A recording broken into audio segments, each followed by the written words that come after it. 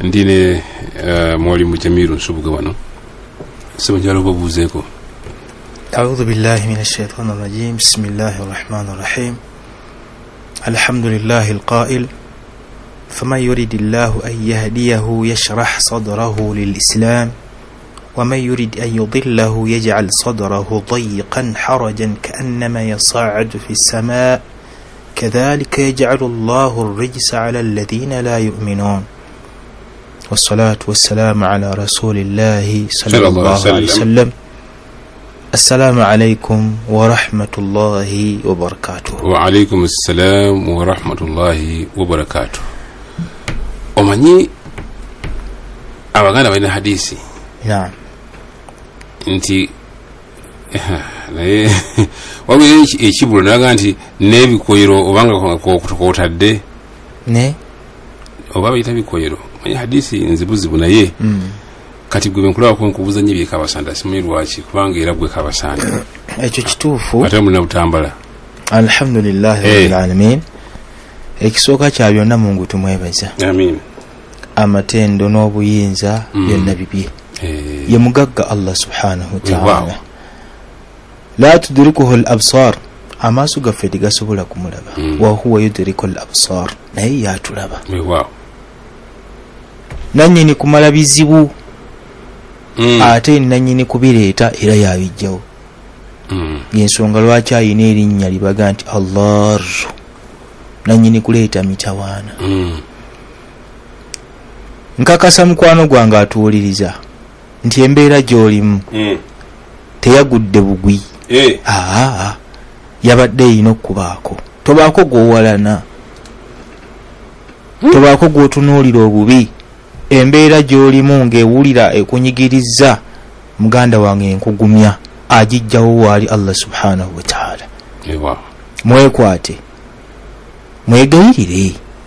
Musabe kubanga yagamba Ekitiibwa Allah subhanahu wa ta'ala yamsasika Allahu bidhurrin fala kashifa lahu illa hu. Bw'aba akutaddeko ekizibu teri akikujjako okujjako ye. Naga nti wa yuridika bi khairin fala radda li fadlihi. Ate bw'aba akwagaliza akalungi teri akakujjako. Bannange tumwekwase Ekitiibwa Allah subhanahu wa ta'ala atuyambe mu bizibu byaffe. Nebaza abantu bonna abavuddeyo ne bakola ekyetaagisa mu ssente zaabwe. Buli muntu sente azikola mu kyetaagisa kisinziira. Allah subhanahu wa ta'ala eddiini eno ey'Obusiraamu yagituwa nga kyengera. Era lwali lunaku mu nnaku n'agamba Nabbi Muhammad sallallahu alayhi wa sallama ti al-yawma akmaltu lakum dinakum. Olwaleero nzijuzza eddiini yammwe. Wa atimamtu alaykum ni'mati. Nembajjuliza ekyengera kyange. Allah yakiyita kyengera kye. Naga nti wa raditu lakum al-islaama diina. Nembasiimira ng'eddiini gye njagala mu nsi gye natonda. Enkola gye njagala abantu bendabirira, bentonnyeseza enkuba, bennyambaza, bendiisa babeeremu bagoberere Obusiraamu. Ekyo kitutwala okuba nti mu nsonga zonna ze tuteekeddwa okukola nga situnnaba kukola nsonga zonna tusooka kukulembeza ddiini. Nga tonnaba kulowooza bikwata ku ggwe ng'omuntu. Sooka olowooze ku ddiini ya Allah subhanahu wa ta'ala eyimiriddewo etya. Osangibwawo nga weeraliikiridde okutte ku ttama kikulowooza kiki ekiganye oli agamye nti eddiini teri bulungi. Ekinneeraliikiriza omuzikiti gw'Ekabasanda tegunnaggwa. Ennaku ekuterwa Lubugu nga nakugwa. Ennaku ekwata olw'okuba nti masjidi y'Lubugu masjidi y'Ekabasanda tenakola ki? Tenaggwa. Ogwo gwe mwoyo gw'Obusiraamu ogutafa. Omuntu yenna ampuliriza muganda wange toteekeddwa kale kuba na nnyumba mw'osulanga eyina tayiroz eyina ne langi eza buli kika onaabira mu nju nga toyina muzikiti gwe wali ozimbye. sikutegedde tekiwa makulu tekigwana tekisaanira kale tekyaligwanidde tekigwana tekyandigwanidde naye neyali akikoze era tekigwana okuba nti oyina enju ewedde n'ozimba n'eyokubiri n'ozimba n'eyokusatu ekasokoso oyina ne kalina gy'ozimba ng'oli otya ng'oli bwomu nga toyina muzikiti polotizo muzikiti zebikaseeka Kabasanda yandibadde essaawa eno nga takyayogerwako kubanga waliwo eyatandika enju nga twakatandika Kabasanda yakazimba enju 3 nga Kabasanda tannaggwa. Ekiteekeddwa okukulembera diini ya Allah subhanahu wa ta'ala abasajja ku mulembe gwa Nabbi Muhammad sallallahu alaihi wasallam akankuwa ekyokulabirako Nabbi waffe Muhammadin sallallahu alaihi wasallam akulaga eddiini eno kikyeri era kikyerina okuba gy'oli kwegamba olina giteeka mu kifo ki mu bulamu bwo oli mwetegefu okuvawo eddiini nga weeri esigalewo oba gwe okakasa nti oli mumativu eddiini okuvawo yadde gwe wooli oli mwetegefu okubanga olina ssente ng'oli mugagga ng'eddiini enyoomebwa eri bubi oba oli mwetegefu okwavuwala ng'ekikwavuwazza kuzimba mizikiti na kuyamba banaku na kulabirira na kutoola zaka nga kyekikwavuwazza oli mwetegefu ku ekyo ate ebyo nga tebiriyo obamu yabyeyama tasobola kutoola zaka n'oyavuwala kaakati birididi n'olwekyo Nabbi Muhammad sallallahu alaihi wasallam oli mwetegefu okubaako osenguko oveewo olw'eddiini kubanga Nabbi waffe Muhammad sallallahu alaihi wasallam ebyafeyo bitmanyidde ddala nti yazaalibwa Makka naye lwali lunaku mu nnaku yali ne mukwano gwe nga bali mu nju abantu 3 Ali radiyallahu anhu Abi Bakr radiyallahu anhu ne Nabbi Muhammad sallallahu alaihi wasallam abasajja ne babasalako Nabbi nazukuka essaawa 11 ng'abasajja bazze kutta Nabbi Muhammad sallallahu alaihi wasallam eddiini eno ekoleki esaanewo Lwaki kubanga yatiikirira Makka ne baga nti omwana wa Abdallah aleese eddiini empya egezaako okuvuma bakatonda baffe. Njagala okulaga obukulu bw'Obusiraamu muganda wange ampuliriza nti abasajja baafuluma ekiro Nabbi Muhammad sallallahu alaihi wasallam nga bali babiri ne Abu Bakr radhiyallahu anhu ne bafuluma ng'abasajja baabateeze dda Allah subhanahu wa ta'ala n'aleeta ekigambo ekyamagero abaali bateeze okutta Nabbi Muhammad sallallahu alaihi wasallam nga bazze ku ngizi bataayiza ku madirisa bataayiza bali ku busolya gye bali nga balinze kimu kufuluma balinze akadde bagambe nti katugende tumutte. Allah subhanahu wa ta'ala n'abeebasa Nabbi Muhammad sallallahu alaihi wasallam ne bafuluma babiri ne Abu Bakr radiyallahu anhu ne bagenda mu mpuku nga si ntegeke tebagyetegekedde nti baatutteyo emifaliso njale baatambula butambuzi badduke ekibambulira kyabaliwa naye nga bali bameka bali babiri kiki ekibatta ddiini eno okuyimirirawo gwe gyozanyiramu budala gyali yagyozanyiramu n'osalawo okwate kyokwata oba eddiini eyavuwale nga bw'olaba ensi bw'etambula omusajja ayagala abe n'emmotoka ennene naye ng'omuzikiti gugenze tafaayo ye kasitaba nti alina ssente oba Obusiraamu busigala bwavu busigale nga buki teyali nkola ya Nabbi Muhammad sallallahu alaihi wasallam atambula atuuka mu mpuku batuuka mu mpuku bayingira empuku nga buli ekiruma kisuubirwamu enjaba zaalimu emisota gyalimu olw'okuba nti baazukuka kiro Nabbi Muhammad sallallahu alaihi wasallam yeebaka ku bisambi bya Abu Bakr radiyallahu anhu weteebereza kuba Abu Bakr yali musajja mukulu ku Nabbi Muhammad sallallahu alaihi wasallam naye tunulira Abu Bakr radiyallahu anhu ekitiibwa kye yawa Nabbi Muhammad sallallahu alaihi wasallam aleme kutuukibwako kabi ye yeebake nga ye Abu Bakr yakola ki abasajja baatuuka ku mpuku nga bukedde nga Nabbi Muhammad sallallahu alaihi wasallam mu nju avudde musigaddemu Ali ne bamubuuza ali wanti yagenze engeri gye bwali bwakumakya baagoba owuufu nga suyiro abalaga nti baakutte wano baatuuka ku kinyawe nnyini Abu Bakr radiyallahu anhu agamba nti singa kaabatanda ne batunulako wansi w'ebigere byabwe baali batulaba sallu ala nabi Allahumma salli wa sallim alayhi baali bakola ki baali batulaba ne Allah yabaziba amaaso ne batasobola kukola ki Abu Bakr n'atuuyana n'akankana ng'ekimukankanya kiki nti akabi konna akatuuka ku mbaka wa Allah sallallahu alayhi wasallama eddiini ekomawa ekomaawo. Nabbi yeebaka omusota ne gujja guluma Abubakari nga gwali gugenda okubojja Nabbi Muhammadin sallallahu alayhi wasallam. Musajja yeebase Abubakari n'ateekayo omukono ne gubojja ye. Bwe gumala omubojja yaguma naga nti sijja kuzuukusa Nabbi Muhammad sallallahu alayhi wasallam, sijja kumuzuukusa. Naye agenda okulira nga obulumi bumuyitiriddeko, amaziga bwe gatonya ne gagenda kadonya ku ttama lya Nabbi Muhammadin sallallahu alayhi wasallam. N'azuuka n'amugaa nti Abubakari badde kinamugaa nti omusota gumboze. Tunuulira eddiini gy'eva. Basenguka bagenda e Madina, Nabbi sallallahu alayhi wasallam talina kiyatwala kuva wakaawe. Oli mwetegefu okubanga ye. Kale eyo levo nnene. Naye waliwo omusajja bamuyitanga Mus'ab ibn Umayr radiyallahu anhu, sahaba wa Nabbi Muhammad sallallahu alayhi wasallam. Abamu ku baali abaana b'abagagga mu Makka. Yalina sente nga famire engagga. Nga Mus'ab waayise ennaku 3 bategeera nti yabaddeko wano. Mbuuza lwaki? Lwakawoowo ke yeekubanga nga mu Makka teri akayina okujja ku Mus'ab, ng'ayambala ne bakuyita kuno okutonya emmooli.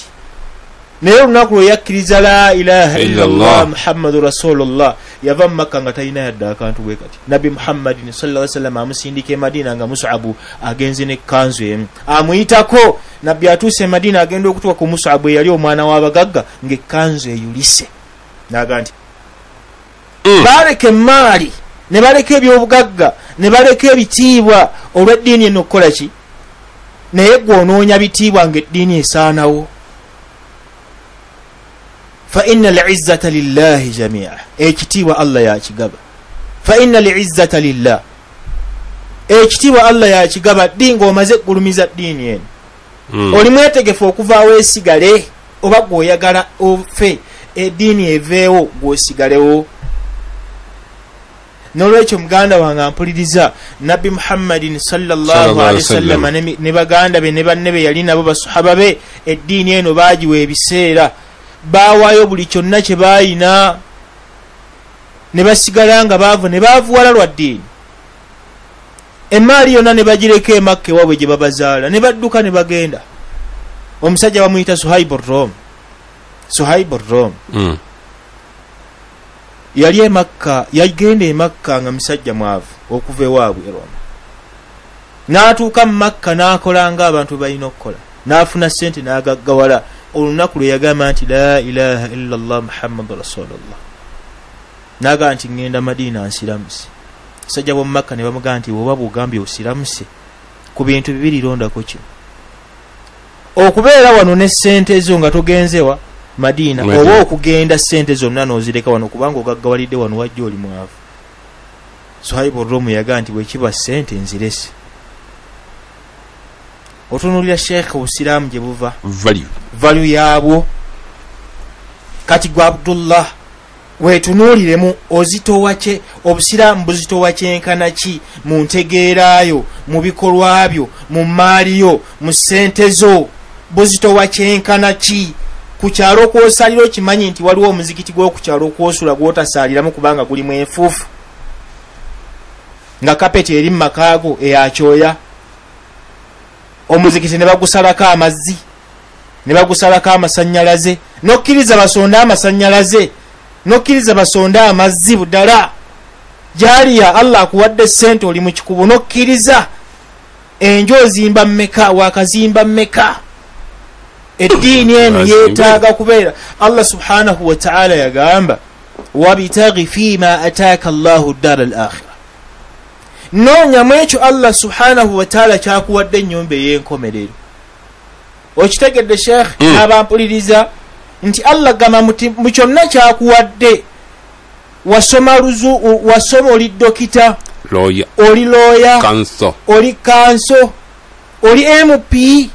Weewuunya ba MP abasiraamu nti bangi emigongo kati gibaluma n'embirizi bazimenye lwa byabufuzi, ne bateeke n'agwa wansi. Naga nti at least nfa naye nga tebagikutteeko. Wallahi tasobola kufa mpaka nga batuta omuzikiti gw'oku William. Awo tasobola kuteekayo mugongo. Subhanallah walhamdulillah wa la ilaha illa Allah, Allahu akbar. Tunuulira Sheikh abantu engeri gye bakutte duniya n'eddiini n'olaba honorable ng'ekkooti bazifu omusajja ne bamukwata akabadya n'awoowoola n'akaaba abantu ne beekalakasa nga bakutte omusajja nga baga nti yakwata omukyala abantu ne beekalakasa ne batta n'okutta budala ne bamutta aga nti omusajja waffe bamukutte naye wallahi n'atavaayo namaanyi n'obusungu mu kusinziira ku kyasobola nga emizikiti gya Allah gikola ki gigenda okoze otya tetugenda kulwana ebyokulwana tewali naye tewali kisobola kukola mu kifo ky'okulwana toteekamu maanyi ga ssente toteekamu maanyi ga bigambo kubanga mu byobufuzi mumwekalakasiza ne mulinnya ku mmeeza era nazose n'okubateeka sipiika amaanyi ogajjawa lwaki togassa ku ddiini ya Allah subhanahu wa ta'ala kyandibadde kyetaagisa okubanga nakati tukyakuwa omudanga gwa kaabasanda nga bamemba ba parliament gye bali kyova olaba nti Allah subhanahu wa ta'ala asaasire ono imaamu wa parliament oyo imamu gogamba imaamu wa parliament ekyamutwala eyo kusoma kakati yeyo okuba nti byabirabirawo naso alhamdulillah Allah subhanahu wa ta'ala yagamba wabitaghi fima ataka Allahu dara al-akhirah noonya mu ekyo Allah kyakuwadde ennyumba ey'enkomerero kyoba osooka okutegeera mpuliriza nti osooka kuteeka wa Allah ebigendererwa byo bijja luvannyuma mu byoyina byonna Allah byakuwadde osooka wuwe osooka bya Allah nga tonnazimba nju osula osooka muzikiti nga tonnaba kusooka kugula mmotoka osooka kugula ya muzikiti nga tonnaba kulwanirira kintu kyonna osooka kusooka bya Allah subhanahu wa ta'ala wabula kati kyafuuka kyennyuma ekyate abantu tusooka byaffe ebya Allah era ebiseera ebisinga tuwoza nti muweeyo ku ebyo ebifisse bye mufissizza ewa Allah muwaayo bifisse kumbe Allah gamba nti wabitaghi noonya mu ekyo Allah kyakuwadde ennyumba ey'enkomerero naga nti wala tansa nasibaka mina dduniya akujjukiza bujjukiza nti teweerabira nti naawe okuba nti olina okusulako mu nju nga yiyo gwe wagizimba naye tusooka kiruwa tusooka bya Allah subhanahu wa ta'ala n'olwekyo beera mwetegefu musiraamu beera mwetegefu nti kyonna kyokola oli memba wa parliament oli kiki tebambisoose kukukuba muggo gwa byabufuzi gwa FDC gwa NRM gwa CP gwa nani nga tebannaba kukukuba gwa busiraamu anti embeera nga bwogiraba nti omuntu afaayo n'akutuka okugulu tobawulira waliwo memba wa parliament omu bamututte buyindi ne bamugjamu n'amagumba naye yaweze ku mukutu ogumu nti ne bwe bananzita Allahu akbar ne bwe bananzita naye ng'eddoboozi ly'abannayuganda ndikoze eki kati okwokuwera kubeera mu busiraamu omusiraamu yenna asaanye nti okufa kwe bakusibirwa ddiini eno oferwa ddiini eno obwavu bukulume lwa ddiini eno byolina obiweeyo ku lw'eddiini eno ebeerewo gw'osigalirewo omusiraamu yenna mpuliriza nti ekyo kyalina okukola bw'aba takikoze bw'atyo gy'emitawaana gy'olaba mu nsi y'obusiraamu nti abantu bakulembezza kwagala kwabwe nabigenderwa byabwe ne bava ku by'eddiini nedda seeka waliwo ekiri mu nsi kati olwaleero kubanga kyeraga nti si kyankukutu nanti tekisoboka ekyo waliwo gye batalwanira wali osanzeyo ekabasanda tiya gaasi era obumu osangayo bakifeesi gibalwanira leka bwoba ng'agalwana gwe togalina sooka olongoose kiri naye nawano lwaki bakukuba omuggo ku lw'ekintu ekirala ne batakuba gwa busiraamu sooka weetegereze abaddu engeri gye omuntu anoonya ekitiibwa ng'obusiraamu bukkakkanyiziddwa omuntu n'anoonya abeere bulungi azimbe zikalina ne mutunda wano ne mutunda wali ne mutunda wano ne mutunda wali ne mutunda wano ne mutunda wali mwe ne mufuna ssente singa mubadde mutunda ng'obusiraamu bugenda muki mu maaso ekyo obusiraamu kye bwagala naye musazeewo bannayuganda abasiraamu eddiini eveewo mwe musigale nga muli bagagga abakulembeze b'eddiini y'obusiraamu muli beetegefu mu okugaggawala ne muvuga bye muvuga ne muzimba amayumba ga Kalina ng'emizikiti gya Allah tewali. Ekyo mumaliridde kikola. Obusiraamu kye tuliko wano seeka. Obusiraamu wataba muzikiti tebubaawo. Nabbi Muhammad sallallahu alaihi wasallam bwe yasenguka okuva e Makka ogende Madina nga tannalowooza waagenda kuzimba nju ye yasooka ggulo kifo kyaki kya muzikiti. Kaakati oyagala okitegedde ansayo ogitegedde nti ewatali muzikiti tewali. Obeera emukolo n'olengera omulongooti gwa Uganda Muslim Supreme Council. Buli woyitawo gwe tulaba nti ekitiibwa weekiri. Genda obikeko ettundubaali olabe. Kuki? Ku munaala obabikkawo ekiziyiza omuzikiti okulabika. Nti ekitiibwa ky'eddiini kyonna era buli muntu yenna yenyumiriza mu kifo. Naye singa abasiraamu ba Uganda Allah tusaasire, singa tunaakulembeza ebigendererwa byaffe ffe ng'abantu, obusiraamu ne bugwa ewa Allah subhanahu wa ta'ala teri kantu. Siraamu yadda nyumiza nga avaruwe. Naam. Nangamba omugenzi rahimahullahu Eid Amin Dada rahimahullahu ta'ala yaleka atandiseeyo omuzikiti. Naam. Nendoza abasiraamu bagenze okulanga nti ekimala. Naam. Katugutandike naffe tunaagukomya. Mawulire malungi baŋŋambye nti eyo gwe yaleka atandise emyaka 4.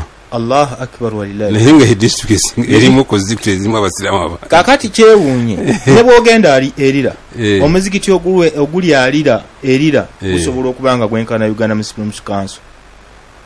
Amini gwe yali azimbye simanyo bakati. Era omuntu ali eddokolo Cecilia Ogwal n'agamba nti nkyewuunyiza ddala okuba nti nno omuzikiti Idi Amin gwe tandika teguggwanga 40 years nga mu nsi mulinga omutali basiraamu. Ate nga eddokolo twali eddokolo nga bazimbye omuzikiti gwa mukadde waffe Haji Asad Lutale. Nayogera ebigambo ebyo Cecilia Ogwal ye memba wa parliament takyewuunya.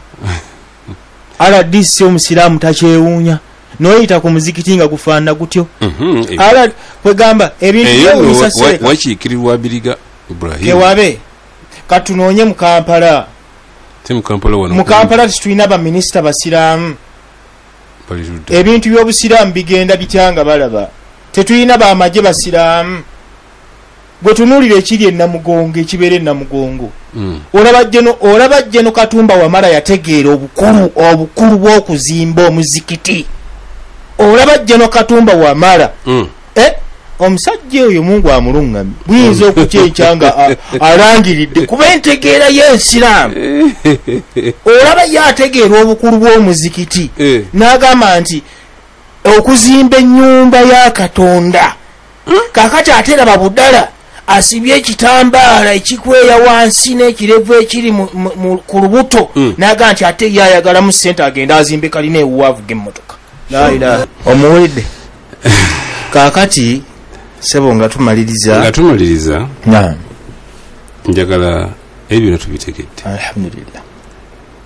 Abasiraamu babiwulidde. Esebo. Naye bulijjo. Naam. Njagala nnyo way forward. Esebo. Abasiraamu tebalwanidde byabwe, tebakoze batya, tebawaddeeyo, tebakoze what is the way forward. Kubanga okwogera omugenzi nkoyo yagamba. Esebo. Nti okusaasira okutono. Amabuga amatono gasinga okusaasira okubagiza okungi. Kakati shehe abantu tugamba nti bawaddeeyo. Abantu bawaddeyo. Abantu bawaddeyo. Banajibu Rwanda bave e Butambala. Ebikasana lebe bakwatako nnyo. Webale nnyo. Siboka. Onalebbe Kivumbi. Onalebbe Kivumbi njagala ayiteko ku muzikiti gw'Egombe ku primary. Simanyi we nasinkana Onalebbe Kivumbi. Naye njagala ayiteko ku muzikiti gw'Egombe ku primary. Omuzikiti gw'Ettwale alabe bwe gufaanana. Ennyirira gye gunyirira bannange gumasamasa n'obuwundu buli muli n'ebinyira n'ebiki n'eminya. Naye mukyo nti abantu bawaddeyo seeka. Kivumbi wa byabufuzi bubuza bawalimu bannaye. Sebo. Obusiraamu Kivumbi nkakasa ne banne saagala mugamba ng'omuntu naye ngamba bannabyabufuzi bonna abasiraamu nti kye baliko nga mu by'obufuzi wallahi ndayira Allah nti baliyo ku lwa busiraamu baliyo ku lwa busiraamu. Obusiraamu bukola 70% ku buwanguzi bwabwe. Yes. Era okuboogerako wano tuba tubalaga kyakola na kubajjukiza kye balina kukola. Okuwaayo bawaddeyo naye kyowaddeyo mu byafaayo bye tulaze nti totegedde nti obusiraamu oteekeddwa kusooka kuzimba muzikiti nga tonnazimba nju. Kale owaddeyo ensawo za seminti weebale nnyo naye okitegedde nti kyowaddeyo kitono n'obwetaavu bunene ku kyowaddeyo. N'olwekyo ab'ebitiibwa nga tumaliriza constituency ne bweba nnene etya naye kwatako ewamu w'olaba kubanga obugguukiriro bwa Butambala kaabasanda. Njagala ombuulire laawundi abawutu gy'osookerako ng'oyingira Butambala ennene. Mbuulira laawundi abawutu mu Butambala ziri mmeka? Eryemu tewali ndala. Ate waliyo round about eryemu Butambala nakyo kikyali kizibu mu bwatusaasi. Nakyo kyakulambula. District eyina round about emu. Kati awe wandibadde amaanyi buli omu yandibadde akola ki? Avayo. N'olwekyo baganda bange abasiraamu abampuliriza nga tumaliriza amazima amatuufu gali nti tuyina okwewaayo. Allah subhanahu wa ta'ala kuba bakoza nti al-Islam huwa al-istislaamu lillah. Oyina okwewaayo wa Allah subhanahu wa ta'ala. Ofune enkovu ng'enkovu evudde ku buki? Oyavuwale ng'oyavuwadde lwa buki? Enkovu zirimu byakulwana. Zirimu byaki? Zirimu byakulwana. Kaakati Nabi Muhammad sallallahu alaihi wasallam atugamba nti man ra'a minkum munkara falyughayyiru biyadihi. Sheikh Mzata tewamuulidde gye wano. Singa olaba ekintu ekibi kijje wano omukono gwo oba kyogereko oba kitamu. Ensonga ziri mmeka? Ensonga ziri 3. Ebyokulwana tetubyagala katwagala kuzimba. Twagala okulwanirira bye tulina. Omusiraamu aveeyo, bannabyabufuzi muveeyo, baminisita muveeyo, abagagga mukole kye muteekeddwa okukola emizikiti gya Allah subhanahu wa ta'ala n'obusiraamu bwerenga bwe buli waggulu okusinziira ku bigenderwa byammwe. Era Allah subhanahu wa ta'ala tagenda kubalyaza amaanya. Naye mbakubiriza abakulembeze mwenna abali mu bukulembeze bw'eddiini y'obusiraamu mufeeyo musooke kutegeera na kulumwa ddiini ya Allah okusinga okwefaako nga mmwe nammwe. Abasiraamu munywere, abasiraamu mbere bakozi, abasiraamu mbere bawulize, abasiraamu temuwakula ntalo, obusiraamu tebulwana. Tulekeraawo okwesikaŋŋana ebitogi. Twagala obusiraamu nga tuli wamu lwe tugenda okukulaakulanya naye nga mukyo bwe busaanidde era bwe buteekeddwa okubeera nti bukulembera ensonga endala ne zikulembera Allah subhanahu wa ta'ala bwatyo bwatwagala. Wabitaghi fima ataaka Allahu dara al-akhirah wala tansa nasibaka min ad-dunya. Jamil Nsubuga katonda nnyo Sheikh Jamil Nsubuga omu ku bawalimu abakozi b'emirimu, omu ku bawalimu abakozi b'emirimu, avuga loole zino ezisomba omusenyu ezisomba amayinja. Muwalimu Jamil amanyi n'okuvuga tractor zino ezirima eze excavators n'endala. Kikwasa muwalimu Jamil azimba muzimbi, ayina group ezimba muwalimu Jamil. Oyagala njuyo kugizimba muwalimu Jamil abikola ki? Abisobola. Muwalimu Jamil mulunzi wa nkoko azaaluza n'akuwa obwana. Muwalimu Jamil mulimi. Ebyo byonna muwalimu Jamil abikola ki? Ekinneewuunyisa kiri kimu Sheikh nti abawalimu ate abantu bandibadde batuwa ku mirimu ne tuba nti tetuwankawanka kubanga emirimu tuvuddeyo tugikola ki? Tugikola. Naye ate kikwewuunyisa ate obutatuwa miki? Obutatuwa mirimu kubanga obuwalimu bw'okuliira ku ndagala ku mikeeka obwo bwakoma mu myaka gya 53. N'olwekyo ssebo nzikiriza njogere ku bantu bano. Haji Mutiini musajja mulungi nnyo era y'omu ku bannyingiza obulunzi bw'ente. Nsaba Allah subhanahu wa ta'ala sajja nga bakwatiridde eddiini. Haji boogere Juma boogere alhamdulillah wali taata Imrani era mbaddeko naye afuuse ensonga nnene okutuuka wano ssebo.